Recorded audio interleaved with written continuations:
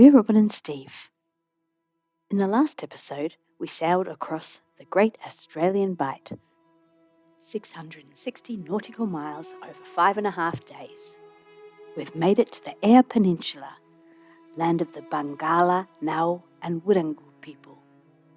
Relatively recently in human history, 1802, Matthew Flinders sent out a party in search of water on this inhospitable coastline. A party of 8 set off in a cutter rig, but the boat capsized. A search party did find remains of the ship in shark-rich waters rippling with tide, and they nearly capsized themselves. Thistle, Taylor, Smith, Lewis, Grindle, Little, Hopkins and Williams Islands were named in honour of those who perished going out in search of water. Eventually Flinders did find water and shared the information with the French sailor Baudin. And here today we're very grateful that we have access to good charts. Thanks, Flinders. Flinders wrote beautifully, in particular about his cat, Trim. In the words of Flinders, one of the finest animals I ever saw. His robe was a clear jet black, with the exception of his 4 feet, which seemed to have been dipped in snow, and his underlip, which rivaled them in whiteness. He also had a white star on his breast. We checked out the oldest standing structure in Port Lincoln, the old mill. Then we carried on to another lookout, from where we could see what the locals had been up to. Art. It had been a long time between shops. The chili scramble at Lon's Croissanterie was to die for, and I even got to a Pilates reformer class to work off at least a bite. A cormorant had made itself at home on our kayak. In calm weather, the industrial port looked picture perfect at any time of day. Many grains are received and exported from here, including wheat, barley, canola, lentils, faba beans, oats, rye and more.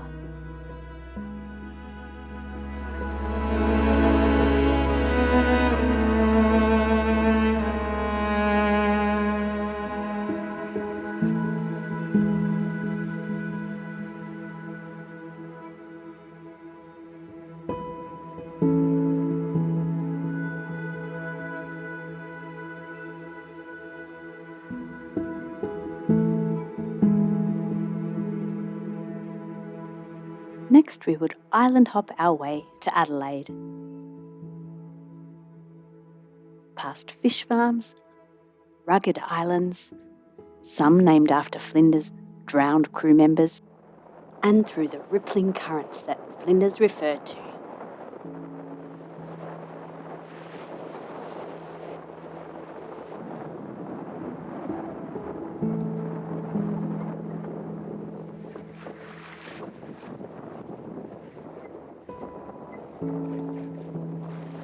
It was 28 nautical miles to the beautiful Thistle Island.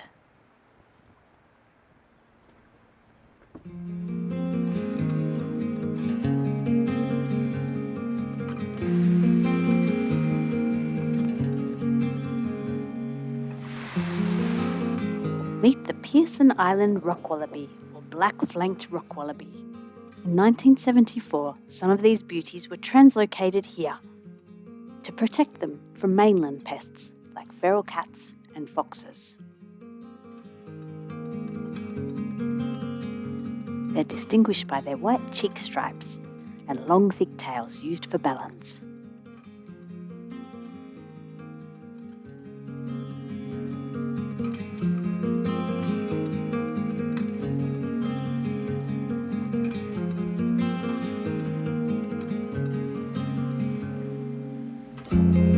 Sailed another 42 nautical miles to our next stop.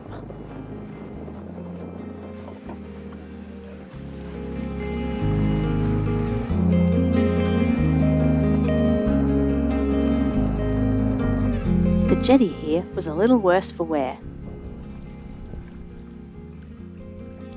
We were lucky enough to meet some Australian sea lions. from a safe distance.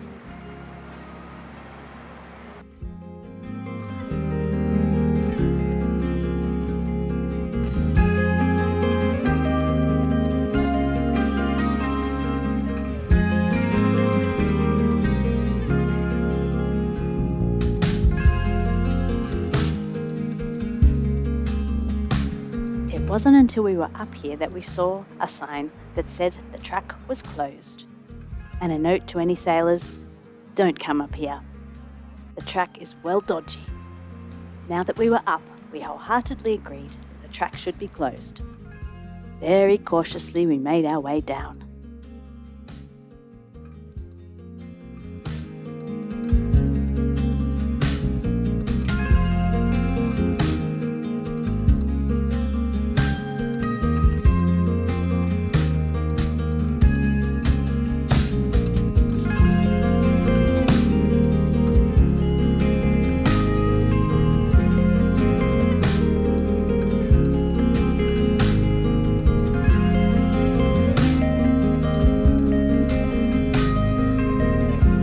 Next passage was 71 nautical miles.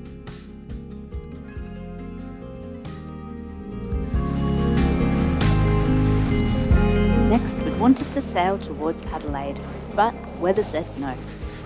So we spent one night in Oyster Bay.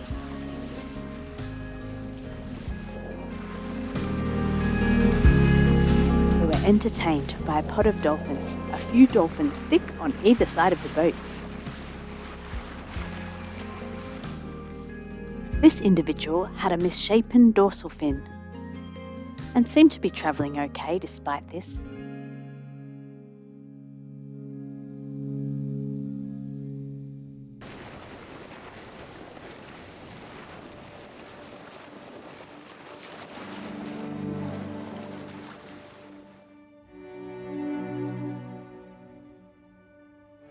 We've made it to the York Peninsula, because the weather was rubbish and we couldn't get further east.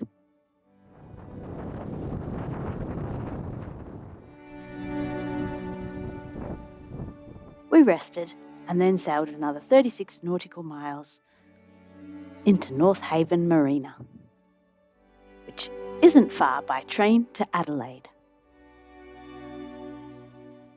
Here while I steer, Steve sets up the dock lines and fenders. We'll be tying off on the port side.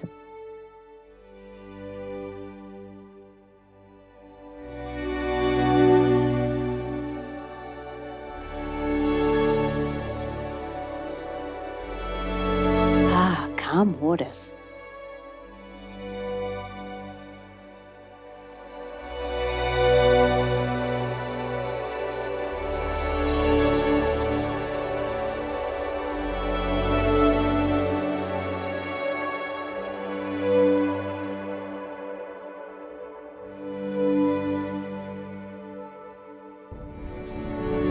Got here in time to dodge some pretty nasty weather. It was too windy for silks, but in the calm waters here, I could practice on rope, which is a bit more uncomfortable, but doesn't blow around. We took a train to Adelaide for a whirlwind city experience.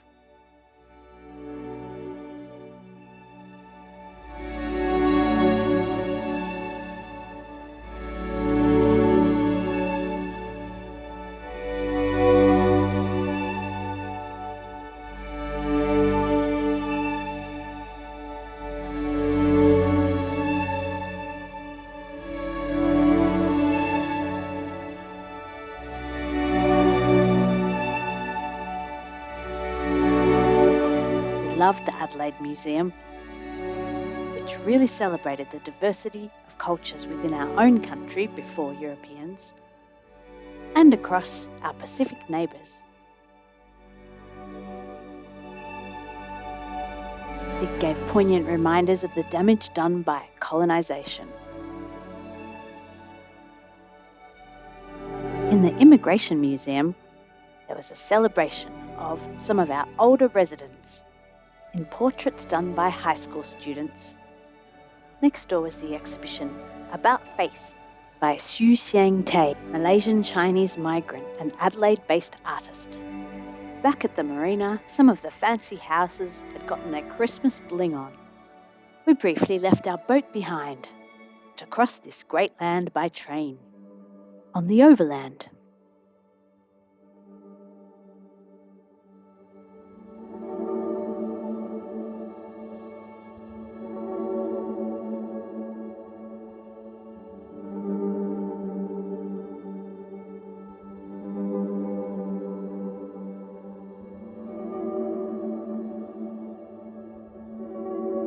we were having a quick visit to Melbourne for what turned out to be the cutest wedding ever, and to catch up with family and friends.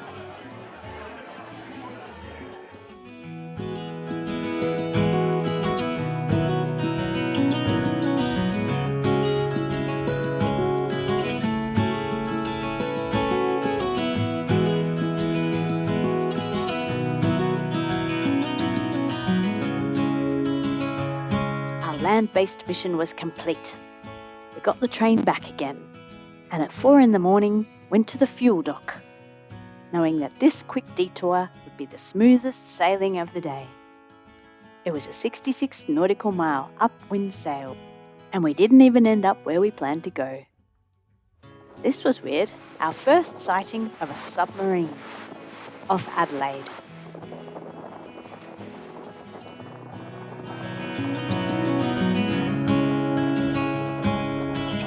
It was too rough to view the dolphins from the bow.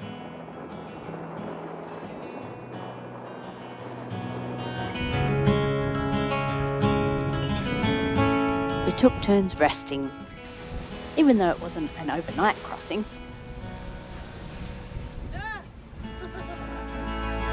This was a bittersweet passage.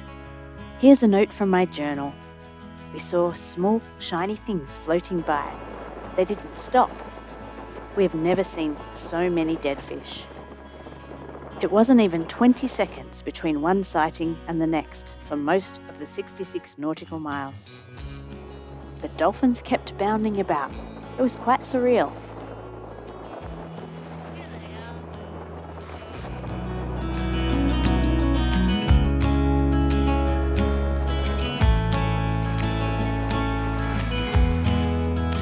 Clouds of cormorants were on the move. We wanted to ask them why. We had hoped to get to American River, but it wasn't to be. The wind just said no, so we stopped here at Boxing Bay. Soon it became obvious why we'd seen so many dead fish. It turned out we'd been sailing through an algal bloom.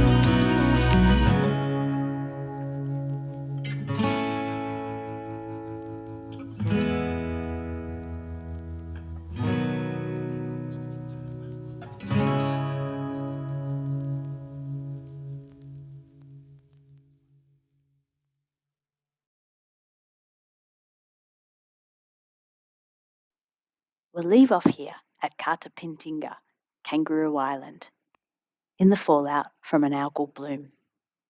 Next time we will make our way out to the other side and into another state, in a place where Santa turns up in a tinny. Yep, it's that time of year.